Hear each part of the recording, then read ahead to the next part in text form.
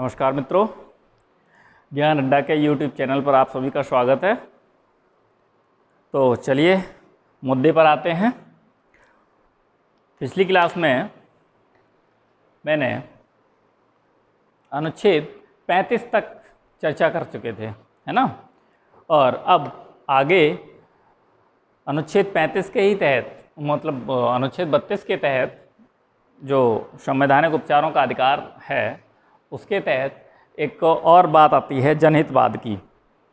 जनहितवाद कहते हैं PIL, जिसे कहते हैं पब्लिक इंटरेस्ट लिटिगेशन, है ना। तो इस पर आज चर्चा हो जाए। तो चलिए स्टार्ट करते हैं। जनहितवाद।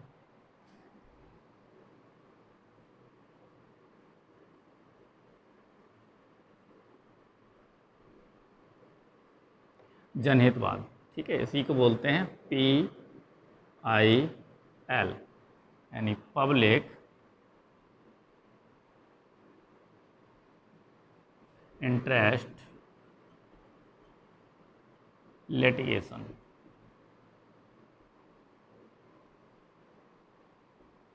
ठीक है, पब्लिक इंटरेस्ट लिटिगेशन। तो जनहितवाद की बात करते हैं। पहले तो ये पता हो कि जनहितवाद होता क्या है ना। तो जनहितवाद से मतलब है हमारा कि भारत की जनता के हितों में लाए गए वाद, यानी कि जनता के हितों की रक्षा हो, पब्लिक के हितों की रक्षा हो। इसके लिए क्या होता है कि ये कोई संविधान में इसका कोई अधिकार नहीं दिया गया है, ना ही संविधान में जनहितवाद का कोई विलेख है, ठीक है, और ना ही संविधान में PIL और जनहितवाद को उल्लिखित किया गया है। संविधान में इसका कोई कॉलम नहीं दिया गया है, लेकिन ये सुप्रीम कोर्ट की देन है ना। तो सुप्रीम कोर्ट ने स्वयं ही 1980 के दशक में जो एक जस्टिस थे, जस्टिस PN भगवती, है ना। तो PN भगवती ने इस 1980 के दशक में जस्टिस कृष्णा अय्यर के साथ मिलकर इसको प्रारंभ किया था, ठीक है। और कहा जाता है कि जनहितवाद लिया कहाँ से गया है, तो जनहितवाद लिया गया है अमेरिका से। और अमेरिका में भी एक जस्टिस हुए थे जिसको बोलते हैं ब्लैकबर्न, जिसका नाम है जस्टिस ब्लैकबर्न।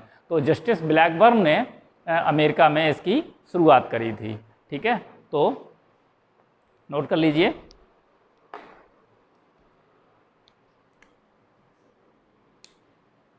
जनहितवाद कहाँ से लिया गया है?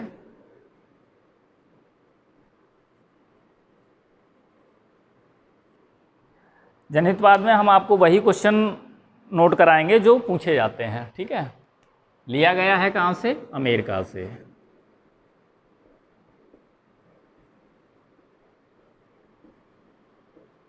ठीक है, और अमेरिका में किसने शुरुआत करी?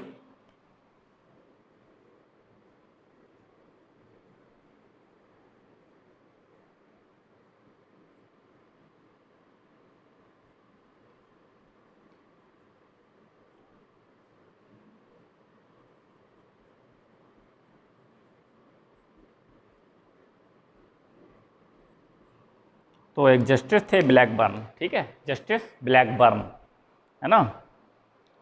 तो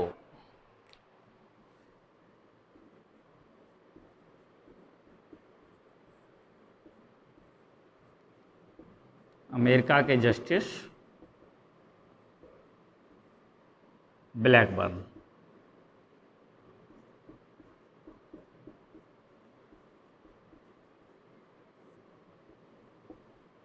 ठीक है, याद रखना है कि जनहितवाद जो है वो लिया गया है आपका अमेरिका से। और अमेरिका में किसने प्रारंभ किया? ब्लैकबर्न ने, ठीक है, जस्टिस ब्लैकबर्न, याद रखेंगे, ठीक है। और भारत में प्रारंभ 80 के दशक में, ठीक है। तो आगे लिखेंगे आप भारत में जनहितवाद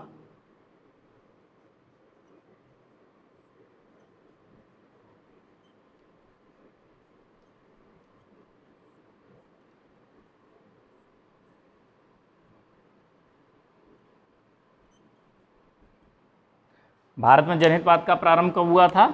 1980 80 के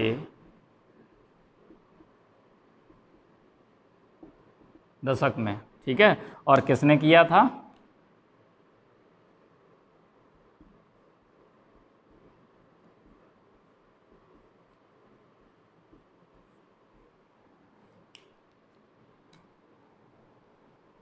किसने किया था? Justice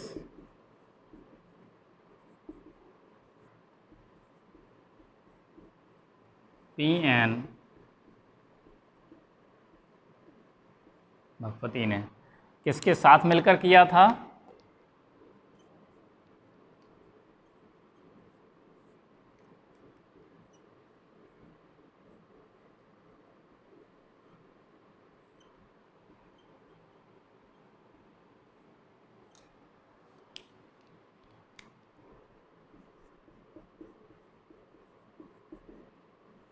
justice Krishna Iyer.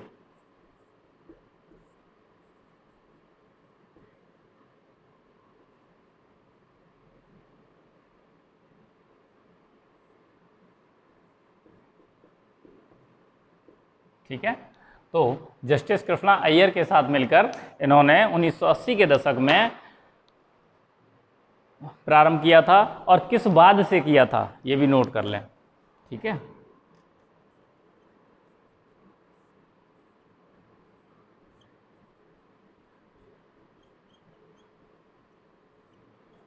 जो प्रारंभ किया गया था वो किस बात से किया था? हुस्ने आरा खातून बाद से, ठीक है।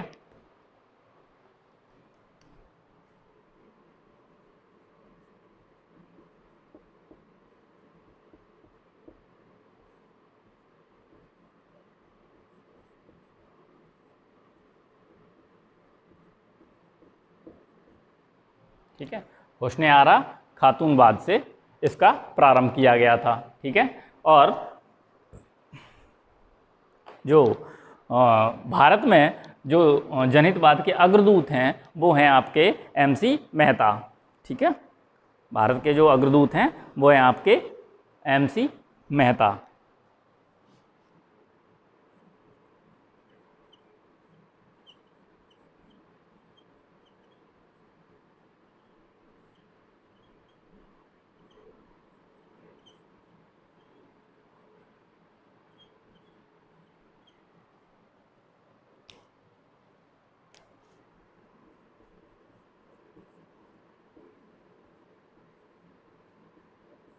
ठीक है, MC मेहता।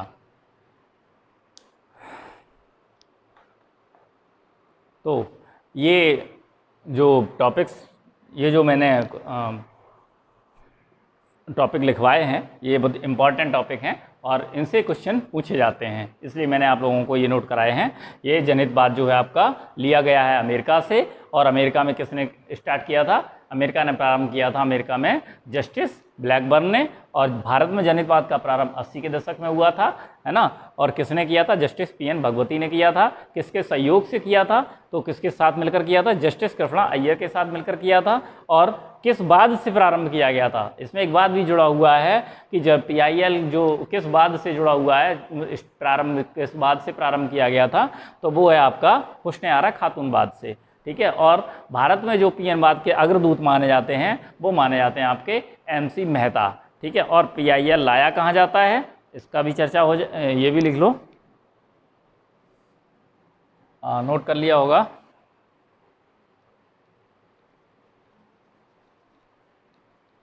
चलिए,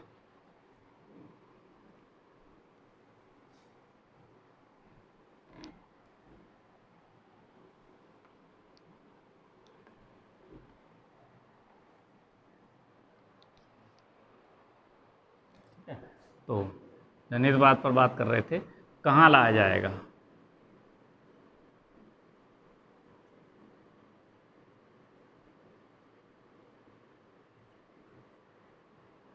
तो ये लाया जाएगा आपका केवल सुप्रीम कोर्ट और हाई कोर्ट में।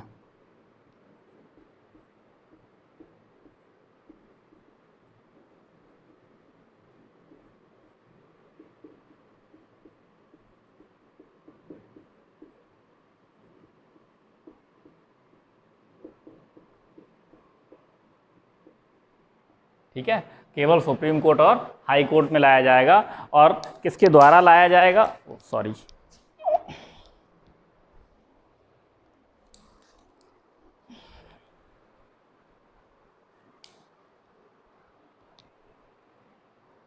तो किसके द्वारा लाया जाएगा ये भी नोट कर लें।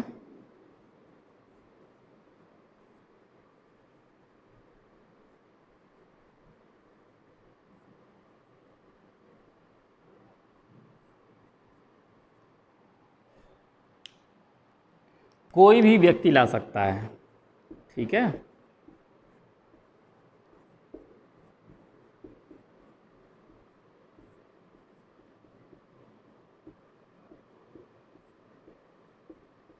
ठीक है, इसका मतलब ये हुआ कि केवल पीड़ित व्यक्ति ही जनहितवाद नहीं ला सकता है, अन्यथा कोई भी, भारत का कोई भी नागरिक जनहितवाद को किसी के लिए भी ला सकता है। यानी कि अगर किसी भी नागरिक को लगता है कि किसी के साथ ज्यादती हुई है, किसी के अधिकारों का उल्लंघन हो रहा है या उसके शोषण हो रहा है, तो दूसरा व्यक्ति भी उसके लिए PIL आप ला सकते, PIL लाने के लिए सुप्रीम कोर्ट या हाई कोर्ट जा सकता है, या कोई व्यक्ति ला सकता है, या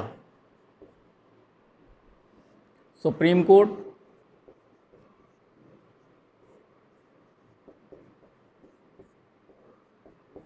या हाई कोर्ट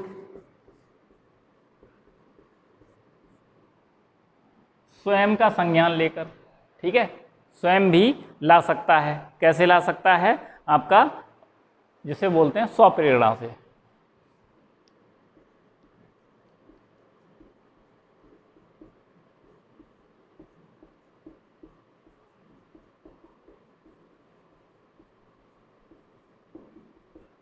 और स्वप्रेरणा से कैसे ला सकता है, नंबर 1 देखकर,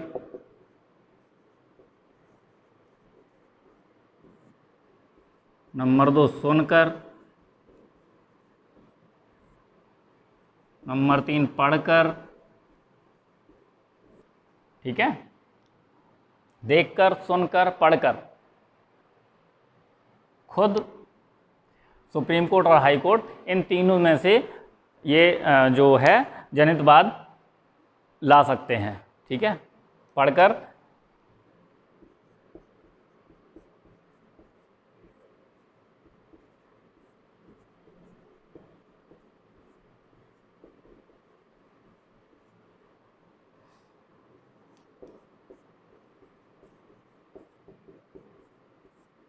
ठीक है।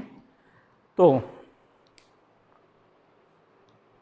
ठीक है, जनहितवाद कहाँ लाया जाएगा, सुप्रीम कोर्ट या हाई कोर्ट में। केवल सुप्रीम कोर्ट या हाई कोर्ट में ही जनहितवाद लाया जा सकता है, अन्यथा अदर किसी अधीनस्थ न्यायालय में जनहितवाद नहीं लाया जा सकता, पहली बात। दूसरा बात है किसके द्वारा लाया जाएगा, यानी किसी भी नागरिक के द्वारा जनहितवाद लाया जा सकता है, या कोई नागरिक नहीं ला पाता है तो सुप्रीम कोर्ट या हाई कोर्ट स्वप्रेरणा से, स्वप्रेरणा से मतलब अपनी खुद की प्रेरणा से इसको ला सकता है सुप्रीम कोर्ट या हाई कोर्ट। और कैसे ला सकता है, देख कर ला सकता है, सुनकर ला सकता है, या पढ़कर। यानी कि कोई हिंसा हो रही है, किसी मानव के अधिकारों का हनन हो रहा है, उसको सुप्रीम कोर्ट देख रहा है कि इसके हनन हो रहा है, इसके अधिकारों का हनन हो रहा है, तो वह जनहितवाद ला सकता है। या हाई कोर्ट या सुप्रीम कोर्ट के संज्ञान में ये बात सुनने में आ रहा है कि किसी के अधिकारों का हनन हो रहा है, तो भी वह इसको PIL को ला सकता है, ठीक है। और न्यूज़पेपर में या फिर उसमें न्यूज़पेपर में या फिर TV पे डिबेट में या फिर कहीं भी सुनकर या फिर न्यूज़पेपर में पढ़कर या पत्रिकाओं में पढ़कर भी जनहितवाद स्वयं तैयार कर सकेगा और इस पर कार्रवाई भी कर सकेगा, ठीक है, इस पर कार्रवाई भी कर सकेगा। कौन, सुप्रीम कोर्ट या हाई कोर्ट। और स्वप्रेरणा से मतलब है न्यायिक सक्रियता से, ठीक है। स्वप्रेरणा की बात जो यहाँ लिखा है इसका मतलब है न्यायिक सक्रियता,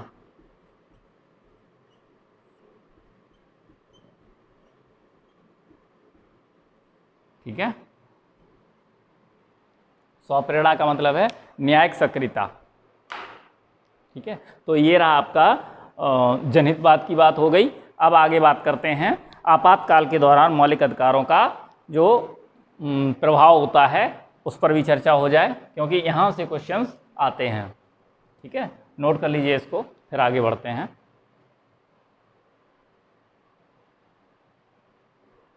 चलिए,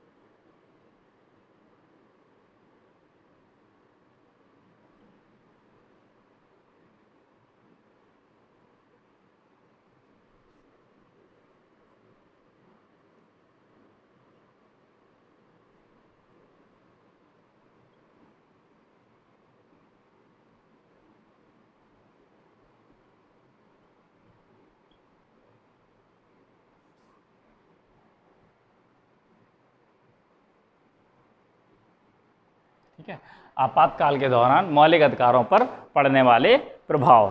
ठीक है, तो पहला प्रभाव पड़ता है आपका अनुच्छेद 19 का।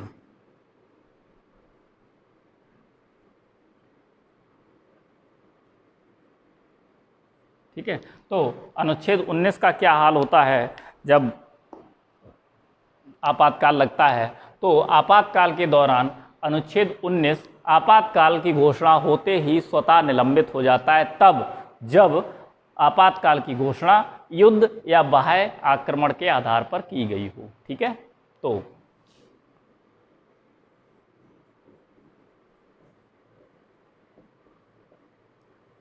आपातकाल की घोषणा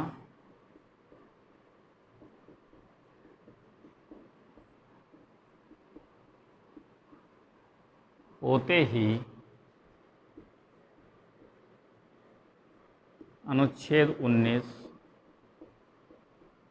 स्वतः निलंबित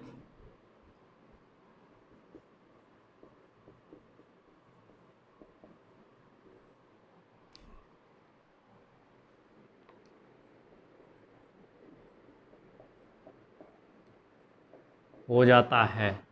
तब कब?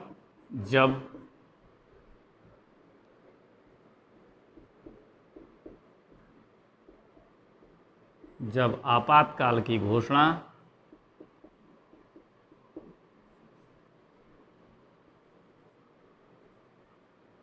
युद्ध या बाह्य आक्रमण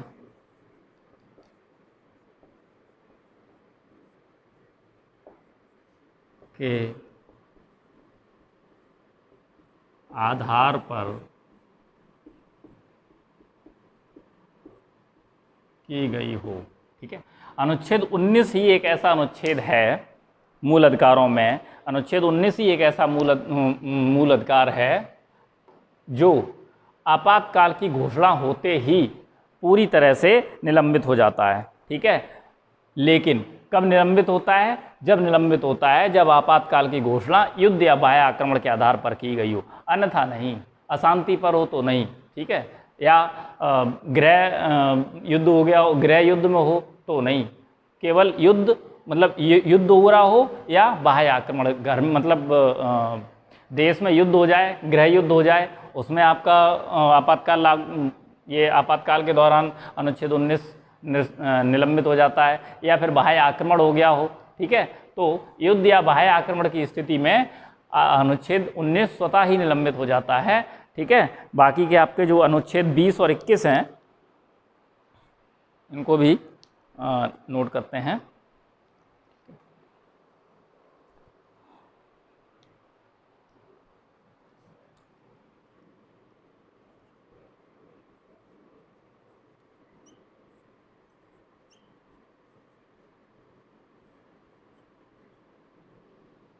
अनुच्छेद 20 और 21 कभी भी निलंबित नहीं होते हैं, चाहे आपातकाल लगा हो या फिर आपातकाल ना लगा हो। ठीक है, किसी भी स्थिति में अनुच्छेद 20 और 21 निलंबित नहीं होते हैं।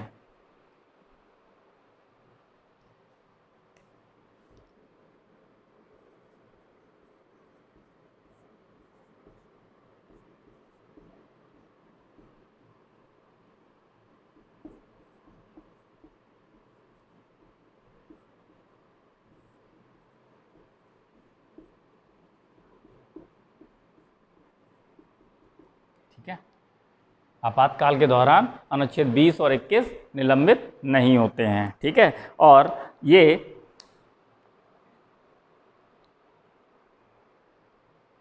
बाकी के जितने भी अनुच्छेद हैं उनका न्यायालय में प्रवर्तन के दौरान निलंबित हो जाते हैं।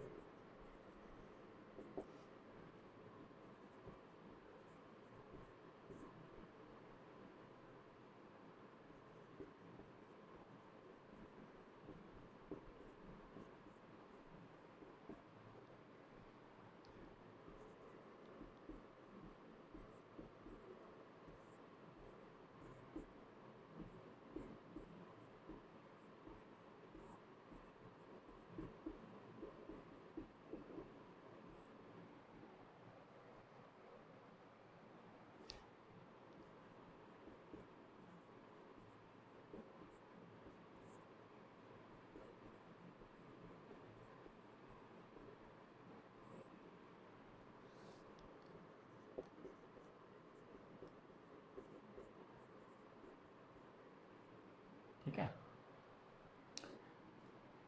तो नेक्स्ट पॉइंट जो मैंने लिखा है, अन्य सभी अधिकारों का न्यायालय में प्रवर्तन के दौरान अधिकार निलंबित हो जाते हैं। इसका मतलब ये हुआ कि जब आपातकाल लागू है तब अन्य सभी अधिकार जो हैं वो निलंबित तो हो जाएंगे, लेकिन जैसे ही आपातकाल खत्म होता है वैसे ही आप इन अधिकारों को लेकर आप न्यायालय में जा सकते हैं, ठीक है। आपातकाल के दौरान भी मतलब आपातकाल के जैसे ही आपातकाल फिनिश होता है, ख़त्म होता है, वैसे ही आप इन अधिकारों को लेकर न्यायालय जा सकते हैं। लेकिन अनुच्छेद 20 और 21 ये कभी भी निलंबित नहीं होते हैं, चाहे आपातकाल लगा हो या फिर आपातकाल ना लगा हो, ठीक है।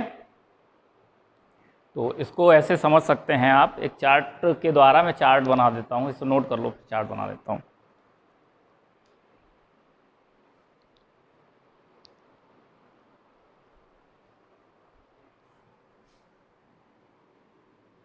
चलो इसको एक चार्ट के द्वारा आप लोगों को समझा देता हूँ ताकि ये पूरी तरह से क्लियर हो जाए कि मैं क्या कहना चाह रहा हूँ, ठीक है। मान लो ये आपका सुप्रीम कोर्ट है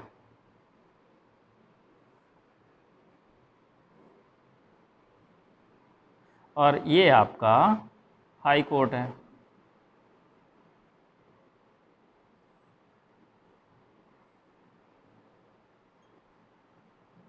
ठीक है।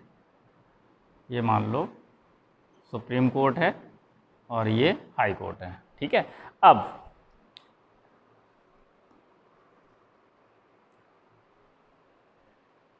अनुच्छेद 19 की बात करें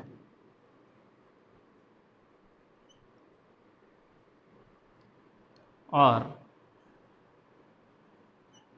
अनुच्छेद 20 और 21 की बात करें, ठीक है। अनुच्छेद 19 की बात करें, अनुच्छेद 20, 21 की बात करें और अन्य अनुच्छेद जो हैं उनकी बात करें।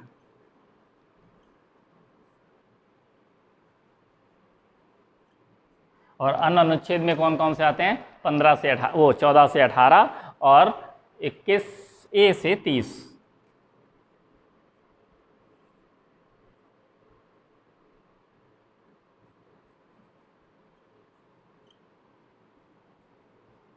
ठीक है। अब इनका न्यायालय में प्रवर्तन देखिए। अब देखिए, जब आपातकाल लागू है, ठीक है, जब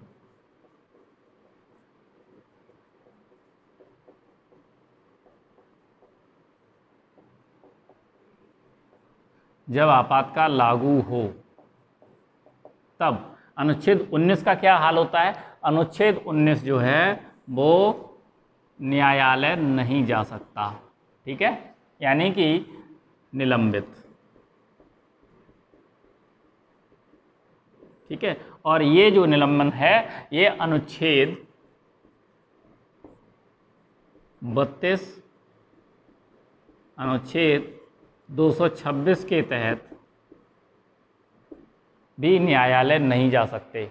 यानी कि अनुच्छेद 32 और अनुच्छेद 226 के तहत, यानी रिट जो कहते हैं संवैधानिक अधिकारों का उपचार जो था, उसके तहत भी ये अनुच्छेद 19 को लेकर आप सुप्रीम कोर्ट नहीं जा सकते। ना सुप्रीम कोर्ट जा सकते हो और ना ही हाई कोर्ट जा सकते हो, यहाँ भी नहीं जा सकते। ठीक है, यानी कि सुप्रीम कोर्ट और हाई कोर्ट ये अधिकार लेकर आप नहीं जा सकते। ठीक है। और अनुच्छेद 20 और 21 की बात करें तो ये आपातकाल के दौरान, ठीक है,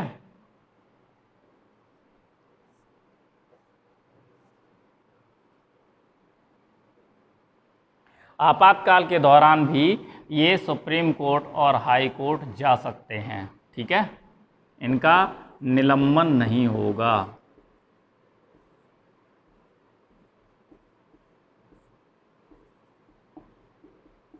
कैसे जा सकते हैं? अनुच्छेद 232 सुप्रीम कोर्ट और अनुच्छेद 226 हाई कोर्ट के तहत। ठीक है, अनुच्छेद 32 और अनुच्छेद 226 के तहत इनका निलंबन नहीं हो सकता, और अनुच्छेद 32 और अनुच्छेद 226 के तहत ये सुप्रीम कोर्ट और हाई कोर्ट जा सकते हैं, यानी कि इनका निलंबन नहीं होगा। ठीक है, लेकिन जब आपातकाल स्थिति आती है तो अनुच्छेद 14 से 18 और 14 से 18 और 21A से 30 तक का निलंबन हो जाता है।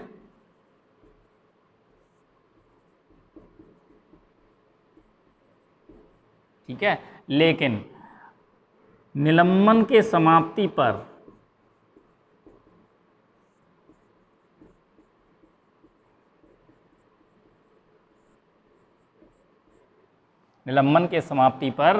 अनुच्छेद 32 और अनुच्छेद 226 के तहत इनकी ट्रेन सीधी सुप्रीम कोर्ट और हाई कोर्ट का रुख कर सकती है। यानी कि ये जो अनुच्छेद 14 से 18 हैं और 18 हैं, 21 से 30 हैं, ये निलंबन तो इनका हो जाएगा आपातकाल के दौरान, लेकिन निलंबन की समाप्ति पर, निलंबन नहीं, आपातकाल की समाप्ति पर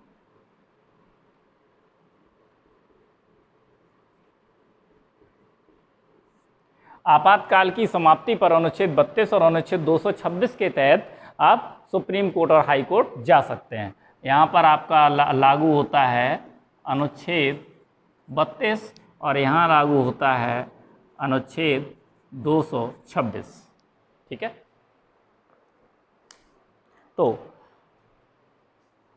आप लोगों को ये बात समझ में आई होगी कि आपातकाल के दौरान मौलिक अधिकारों पर पड़ने वाला क्या प्रभाव है, कि अनुच्छेद 19 जो होता है वो पूरी तरह से निलंबित हो जाता है। इसके तहत आप ना तो सुप्रीम कोर्ट जा सकते हो और ना ही इसे लेकर आप हाई कोर्ट जा सकते हो।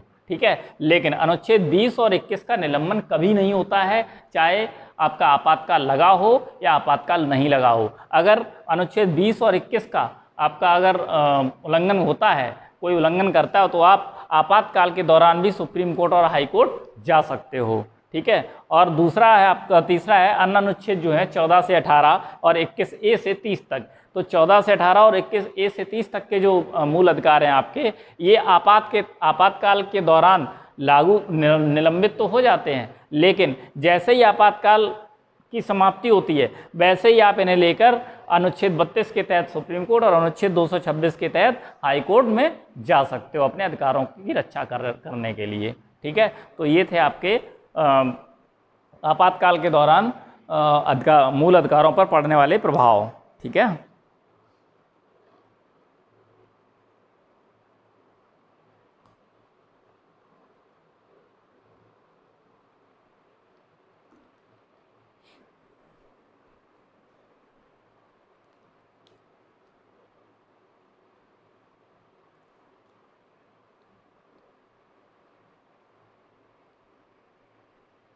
नोट कर लिया होगा।